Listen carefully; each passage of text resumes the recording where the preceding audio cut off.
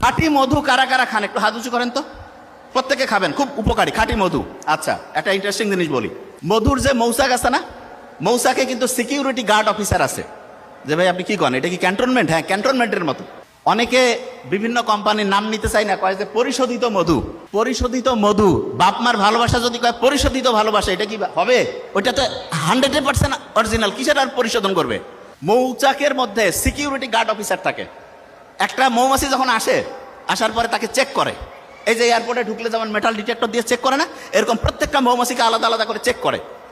Check করার পরে যদি দেখে তার মধ্যে কোনো জার্ম আছে, কোনো জীবাণু আছে, তাহলে তাকে আসসালামু আলাইকুম বলে বিদায় করে দেয়, ঢুকতে পারবে না। সে আবার নিজে পরিষ্কার হয়ে আবার আসে, আবার এসে চেক করে, যদি দেখে যে অপরিষ্কার আছে আবার ফিরায় দেয়। তৃতীয়বার আবার আসছে, আবার যদি দেখে অপরিষ্কার, তাকে মেরে ফেলে।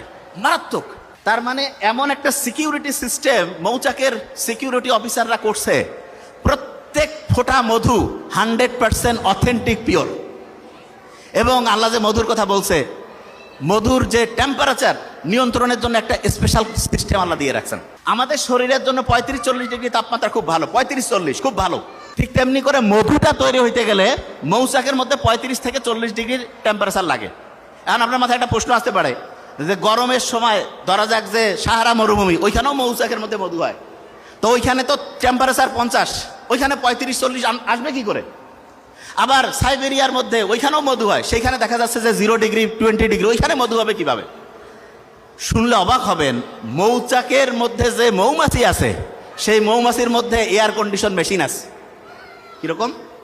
ওদের যে ডানা আছে না, ডানার মধ্যে 2 রকম প্যাটার্ন আছে। একটা ডানা হচ্ছে উপর থেকে নিচে ঘুরে, আর একটা নিচ থেকে উপরে ঘুরে। ওই যে ফ্যান যেমন আছে না, ফ্যান উপর নিচ করলে দেখবেন আপনি, এটা এক্সাম্পল হচ্ছে কিছু এয়ার কুলিং মেশিন আছে, গরমও দেয় ঠান্ডাও দেয়, হিটও করে, এয়ার কন্ডিশনিং। ঠিক তেমনি করে ওই মৌমাছির পাখাগুলো যখন ডান পাশে ঘুরতে থাকে, তখন টেম্পারেচার আস্তে আস্তে আস্তে বাড়তে থাকে। মৌমাছির পাখাগুলো যখন বাম পাশে উল্টা দিকে ঘুরতেছে, ফ্যানের উল্টা দিকে, তখন দেখা যাচ্ছে আস্তে আস্তে তাপমাত্রা কমতেছে। এবং এরা এত সায়েন্টিফিক, যখনই টেম্পারেচার 35-40 এসে গেল, তখন ঘোরাঘুরি বন্ধ করে দিল।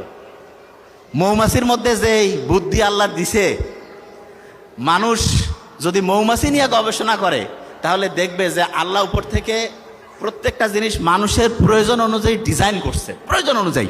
খাঁটি মধু কারা কারা খান একটু হাত উঁচু করেন তো। প্রত্যেকে খাবেন, খুব উপকারী খাঁটি মধু। আচ্ছা, একটা ইন্টারেস্টিং জিনিস বলি।